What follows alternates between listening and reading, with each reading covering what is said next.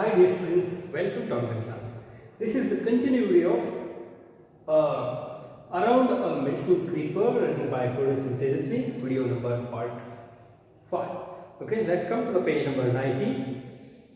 Before going to discuss this lesson or chapter, just to recall previous video, previous class. In the previous class, we heard a story about the creeper. That Mara, he create one story and he tells in front of the author.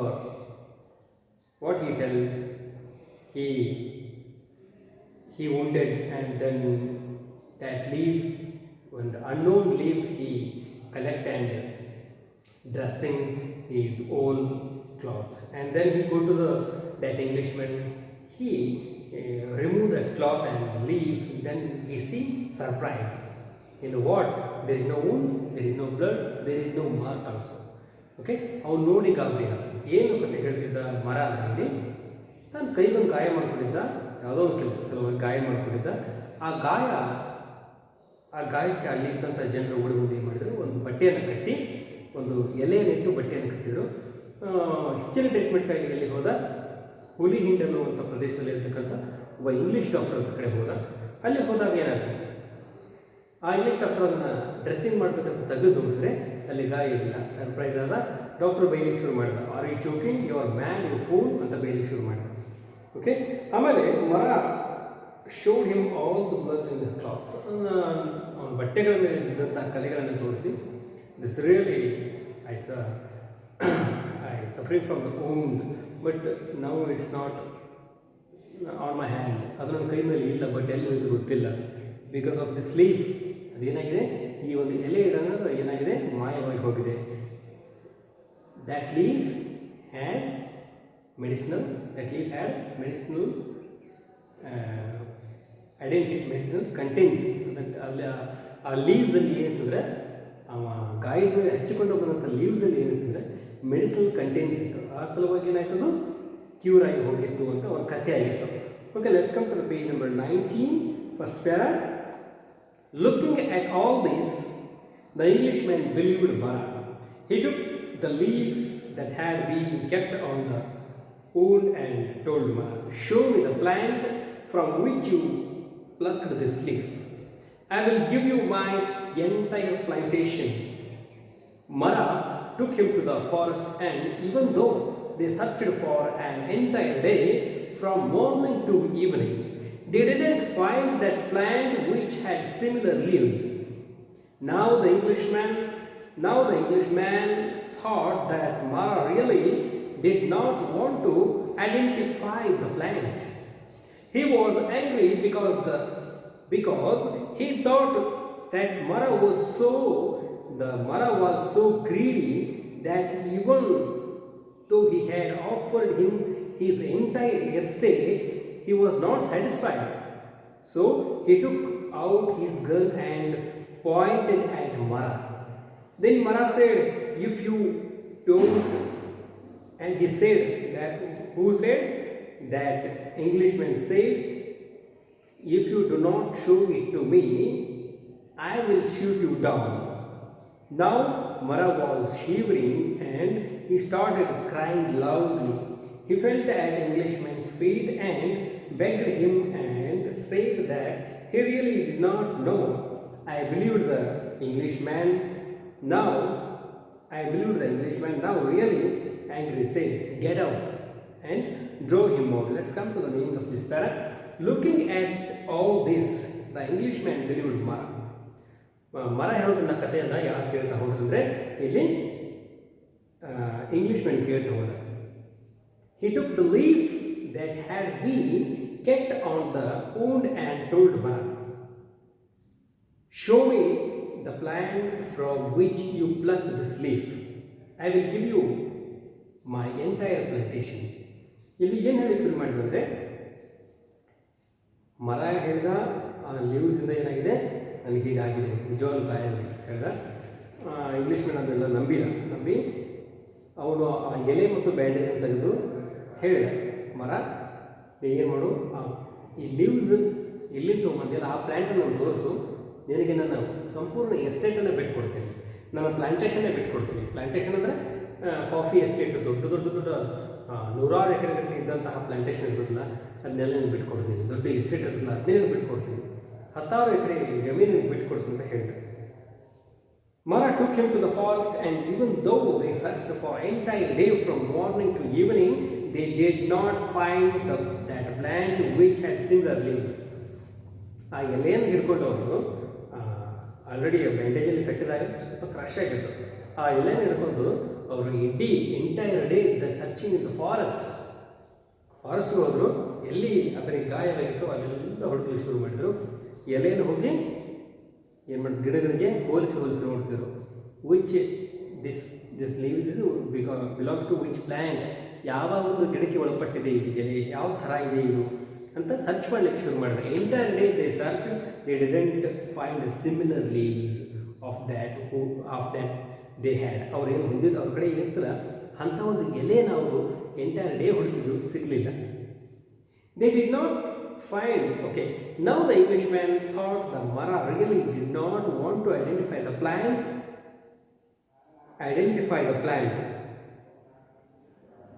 Englishman ಅನ್ಕೊಂತ maybe ಬೇಕಂತಲೇ ನೀನು ಮರ ಏನು ಮಾಡ್ತಿದ್ದಾನೆ, identify ಮಾಡ್ತಾ ಇಲ್ಲ, plant ಗೊತ್ತಿದೆ ಅವನಿಗೆ, ಐಡೆಂಟಿಫೈ ಮಾಡ್ತಾ ಇಲ್ಲ ಅಂತ ಹೇಳಿದ. He was angry because he thought that Mara was so greedy. Greedy ಅಂದರೆ ದುರಾಸೆ.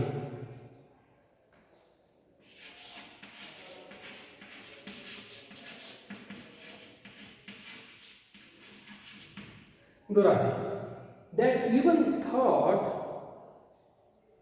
he had offered him his entire estate. He how was not satisfied. ನಾನು ಈತನಿಗೆ ಇಡೀ ನನ್ನ ಎಸ್ಟೇಟನ್ನು ಕೊಡ್ತೀನಿ ಅಂದರೆ ಇವನು ಸ್ಯಾಟಿಸ್ಫೈಡ್ ಆಗ್ತಾ ಇಲ್ವಲ್ಲ, ಈ ಒಂದು ಪ್ಲ್ಯಾಂಟನ್ನು ತೋರಿಸ್ತಾ ಇಲ್ವಲ್ಲ, ನನಗೆ ಈ ಪ್ಲ್ಯಾಂಟ್ ಸಿಕ್ಕರೆ ನಾನು ಕ್ರಾಂತಿನೇ ಮಾಡಿಬಿಡ್ತೀನಿ, ನಾನು ಏನು ಮಾಡ್ತೀನಿ ಹೆಚ್ಚು ಹಣ ಗಳಿಸ್ಬೋದು ಅಂತೇಳಿ ಅವನು ಅಂದ್ಕೊಳ್ಳಿ ಶುರು ಮಾಡಿದ. ಎಷ್ಟು ದುರಾಸೆಯ ವ್ಯಕ್ತಿ ಇದ್ದಾನೆ ಈತ. That even though, okay, so he took out his gun and pointed at Mara.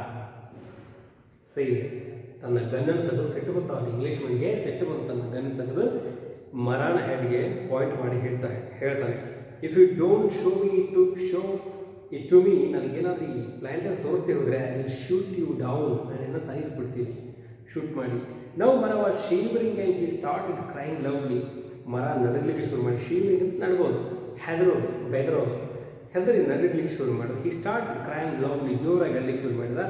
He fell at the Englishman's feet and begged him, said that he really don't know. ದಯವಿಟ್ಟು ನನಗೆ ಗೊತ್ತಿಲ್ಲ, ಆಕ್ಸಿಡೆಂಟ್ಲಿ ನಾ ಈ ಎಲೆಯನ್ನು ತಂದು ನನಗೆ ಕೊಟ್ಟರು, ಕಟ್ಕೊಂಡೆ ವಿರಹ, ನನಗೆ ಇದ್ರ ಬಗ್ಗೆ ಏನೂ ಗೊತ್ತಿಲ್ಲ. I believed the Englishman, now really angry, said, get out and drove him out. Drove ಅಂದರೆ ಓಡಿಸಿದನು.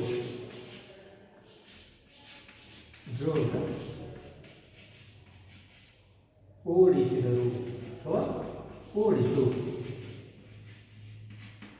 ಇಲ್ಲಿ ಅವ್ರು ಏನು ಮಾಡಿದ್ರು, ಇಂಗ್ಲೀಷ್ನ ಸಿಟ್ಟು ಬಂದು ಗೆಟ್ ಔಟ್ ಅಂತ ಓಡಿಸ್ಬಿಟ್ಟು ಅವನ್ನ, ಡ್ರೋವ್ ಹಿಮ್ ಔಟ್, ಅವನು ಅಲ್ಲಿಂದ ಓಡಿಸಿದ್ರು. ಹೋಗು ಅಂದರೆ ಬದುಕು ಹೋಗುತ್ತಂತ ಹೇಳಿದೆ. ಹಿಯರಿಂಗ್ ದ ಸ್ಟೋರಿ ಮರ ಹೇಳ್ತಾ ಹೋಗಿ ಇಲ್ಲಿ ಬಂದ ಈ ಕಥೆಯನ್ನು ಕೇಳಿದಂಥ hearing the story I also showed my irritation and said yours is a cock and bull story, totally fabricated. If you had gone and searched near the bamboo bush where you hurt your hand, would you not have found the leaf and the plant? To which he replied with another story that the mongoose and cowcow also knew about this plant, and when they go hunting snakes, if they are beaten by the poisonous snakes, they immediately chew this leaf and thus cure themselves. Okay, ಇಲ್ಲಿ ಈ ಕಥೆಯನ್ನು ಕೇಳಿದಂಥ ಆಥರ್ಗೆ ಅವ್ರಿಗೆ irritation ಇರಬೇಕಂದ್ರೆ, ಯಾಕಂದರೆ ಇಲ್ಲಿ ಮರ ಏನು ಹೇಳ್ತಿದ್ದಾನೆ ಅಂದರೆ ಎಲ್ಲ ಕಟ್ಟು ಕಥೆನೇ ಹೇಳ್ತಿದ್ದಾನೆ. ಇದು ಯಾವುದೂ ಸತ್ಯವಾದ ಕಥೆಗಳಲ್ಲ, ಇವೆಲ್ಲ ಸುಮ್ಮನೆ ಒಂದಷ್ಟು ಫೇಬಲ್ಸ್ ಥರ ಹೇಳ್ತಾ ಹೋಗ್ತಿದ್ದಾನೆ, ಜನಪದ ಕಥೆಗಳ ಥರ ಇವನು ಏನು ಮಾಡ್ತಿದ್ದಾನೆ ಹೇಳ್ತಾ ಹೋಗ್ತಿದ್ದಾನೆ. Here in the story I also showed my irritation and said yours is a cock and bull story. Cock and bull story ಅಂದರೆ ಇಲ್ಲಿ ಆಥರ್ಗೆ ಏನಾಯ್ತು, ಆ ಕಥೆಯನ್ನು ಕೇಳ್ತಾ ಅವ್ರಿಗೂ ಇರಿಟೇಷನ್ ಶುರುವಾಯಿತು.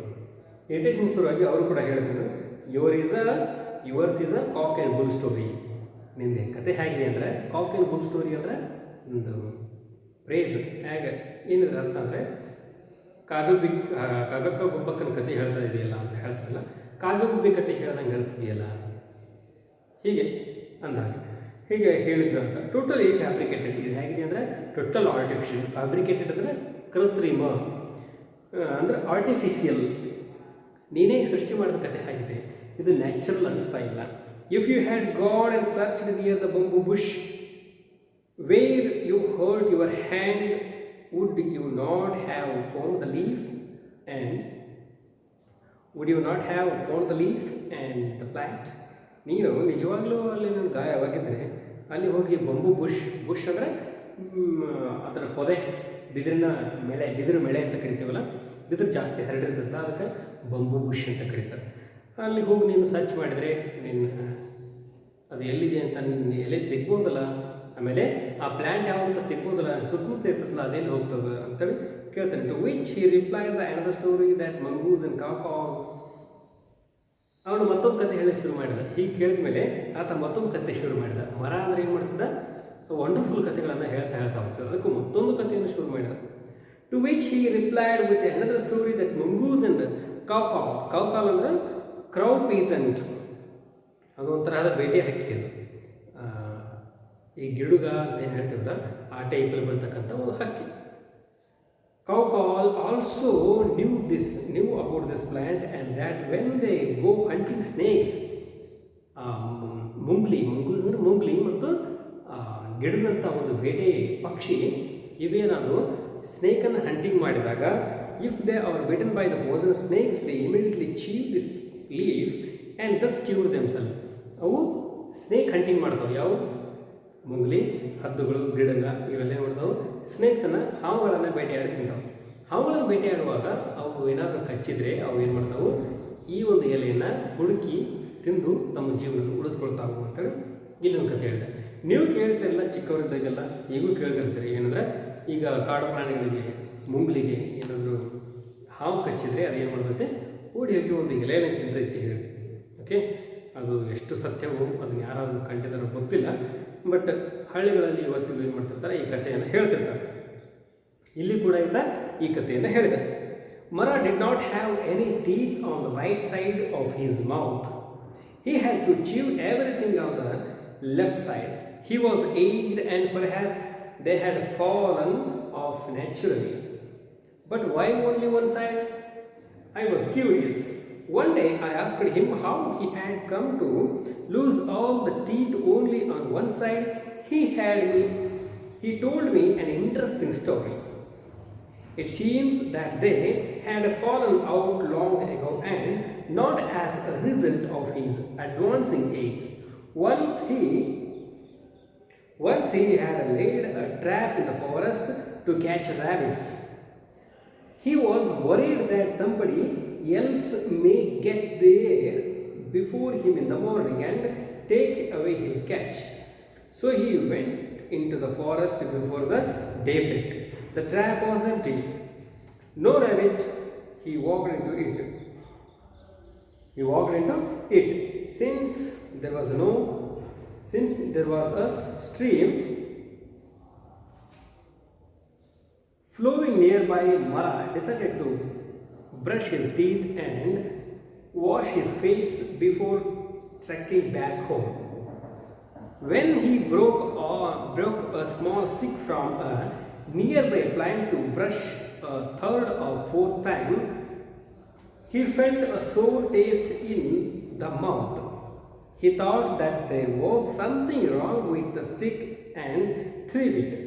Before he could try another stick, he wanted to rinse his mouth. He took some water from the stream, put into his mouth, and after churning it around in his mouth, spat out, surprised, all the teeth which had been touched by that stick tumbled out of his mouth. Okay, let's come to the meaning. Mara did not have any teeth on the right of his mouth. He had chewed everything on the the left side. ಮರ ಏನಾಗಿರ್ತದೆ, ಮರನ ವ್ಯಕ್ತಿಗೆ ಒಂದು side ಹಲ್ಲುಗಳಿರಲಿಲ್ಲ, ಅಂದರೆ ಈ side ಹಲ್ಲುಗಳಿರಲಿಲ್ಲ, ಒಂದು side ಹಲ್ಲು ಇತ್ತು. ಆತ ಊಟ ಮಾಡಬೇಕಾದ್ರೆ ಹಲ್ಲಿನ ಸೈಡ್ ಏನು ಮಾಡ್ತಿದ್ದ, ಆಹಾರವನ್ನು ಅಗೀತಿದ್ದ. He was aged and perhaps they had fallen off naturally, but why only one side? I was curious. ಇಲ್ಲಿ ಆಥರ್ ಕ್ಯೂರಿಯಸ್, ಭಾಳ ಅವ್ರಿಗೆ ಕ್ಯೂರಿಯಾಸಿಟಿ ಬಂತು. ಆದರೆ ಏಜ್ ಆಗಿದೆ, ನನಗೆ ಮರಗೆ ಏಜ್ ಆಗಿದೆ, ಅವನು ಒಂದು 60 ದಾಟಿದೆ, ಅವನಿಗೆ ಏಜ್ 60 ದಾಟಿದರೆ ಎಲ್ಲ ಹಲ್ಲುಗಳು ಬೀಳಬೇಕಲ್ಲ, ಅಥವಾ ಅಲ್ಲೊಂದು ಹಲ್ಲು ಬೇಕು, ಒಂದು ಸೈಡ್ ಯಾಕೆ ಹಲ್ಲು ಬಿದ್ದೀವಿ ಅನ್ನೋದು ಇಲ್ಲಿ ಆಥರ್ನ ಒಂದು curiosity. One day I asked him how he had to lose all the teeth only one side. ಒಂದು ನ್ಯೂಸ್ ಕೇಳಿದ್ರು ಆಥರ್, ಇಲ್ಲಿ ಪೂರ್ಣಚಂದ್ರ ತೇಜಸ್ವಿ ಅವರು ಕೇಳಿದ್ರು ಮರನ್ಗೆ, ಯಾಕೆ ನನಗೆ ಒಂದು ಸೈಡ್ ಹಲ್ಲು ಯಾಕೆ ಬಂದಿದೆ ಅಂತ.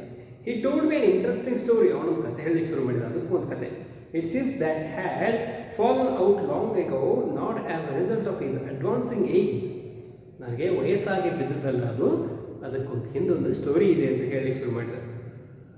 Once he had laid a trap in the forest to catch rabbits. He was worried that somebody else may get there before him in the morning and take away his catch. ಒಂದು ದಿವಸ ಕಾಡಲ್ಲಿ ಅವನು ಏನು ಮಾಡಿದ, trap ಹಾಕಿದ್ದ, ಅಂದರೆ ಬಲೆ ಹಾಕಿದ್ದ, ಯಾವಕ್ಕಾಗಿ ಮೊಲಗಳನ್ನು ಹಿಡಿಲಿಕ್ಕೆ. ಇವನು ಹೋಗೋ ಮೊದಲು ಏನಾಗ್ತಂದ್ರೆ ಅಲ್ಲಿ ಮೊಲಗಳನ್ನು, ಇವನು ಬಲಿ ಬಿದ್ದಂಥ ಮೊಲಗಳನ್ನು ಯಾರೋ ತಗೊಂಡು ಹೋಗ್ಬಿಟ್ಟಿದ್ರು. He went into the forest and before daybreak the trap was empty. ಕಾಡಿಗೆ ಹೋಗಿ ನೋಡ್ತಾನೆ, ಅಲ್ಲಿ ಮೊಲಗಳಿಲ್ಲ, ಅಲ್ಲಿ ಯಾರೋ ತಗೊಂಡು ಹೋಗಿದ್ರು. No rabbit had walked into it. ಅಲ್ಲಿ ಏನಾಗಿತ್ತಂದ್ರೆ ಯಾವುದೇ ಮೊಲಗಳು ಅಲ್ಲಿ ಬಂದಂಥ ಸೂಚನೆಗಳಿರಲಿಲ್ಲ. ಅಂದರೆ ಏನು ಮಾಡಿದಂದ್ರೆ ರ್ಯಾಬಿಟ್ಟಿಗೆ ಒಂದು ಬಲಿ ಹಾಕಿ ಬಂದಿದ್ದ, ಅಲ್ಲಿ ಹೋಗಿ ಏನು ಮಾಡಿದೆ ಅಂತ ನೋಡಬೇಕು. ನಾನು ಹೋಗೋ ಮೊದಲು ಯಾರಾದರೂ ಹೋಗಿ ಆ ಬಲಿಯನ್ನು ನೋಡಿದರೆ ಅವ್ರು ಏನು ಮಾಡ್ತಾರೆ, ಮೊಲಗಳನ್ನು ಹಿಡ್ಕೊಂಡು ಹೋಗ್ತಾರೆ ಅನ್ನೋ ಉದ್ದೇಶದಿಂದ ಇವನು ಹೋಗಿ ನೋಡಿದ, ಅಲ್ಲಿ ಯಾವುದೇ ಮೊಲಗಳಿರಲಿಲ್ಲ. Since there was a stream flowing nearby, Mara decided to brush his teeth and wash his face before trekking back home. ಅಲ್ಲಿ ಒಂದು ಸಮೀಪದಲ್ಲಿ ಒಂದು ಸಣ್ಣದು ಝರಿ ಹರಿತಿತ್ತು. ಫ್ಲೋಯಿಂಗ್ ಸ್ಟ್ರೀಮ್ ಅಂದರೆ ಒಂದು ಹರಿತಕ್ಕಂಥ ಸಣ್ಣದೊಂದು ಝರಿ ಅಥವಾ ಸಣ್ಣದೊಂದು ತೊರೆ ಹರಿತಿತ್ತು. ಅಲ್ಲಿ ಹೋಗಿ ಏನು ಮಾಡಿದ, ಹಾಗೂ ಮನೆಗೆ ವಾಪಸ್ ಹೋಗ್ಬೇಕಲ್ಲ, ಹೋಗುವಾಗ ಏನು ಮಾಡೋದು, ಇಲ್ಲಿ ಸ್ವಲ್ಪ ಬ್ರಷ್ ಮಾಡಿ ಹೋದ್ರೆ ಆಯಿತು. ಹಳ್ಳಿ ಕಡೆ ಎಲ್ಲ ಮಾಡ್ತಾರಲ್ಲ, ಅವ್ರಿಗೆ ಕಂಟಿ, ಬೇನ್ ಕಂಟಿ, ಆಮೇಲೆ ಕೆಲವು ಪ್ರದೇಶಗಳಲ್ಲಿ ಬೇರೆ ಬೇರೆ ಗಿಡದ ಇದನ್ನು ಬಳಸ್ತಾರೆ.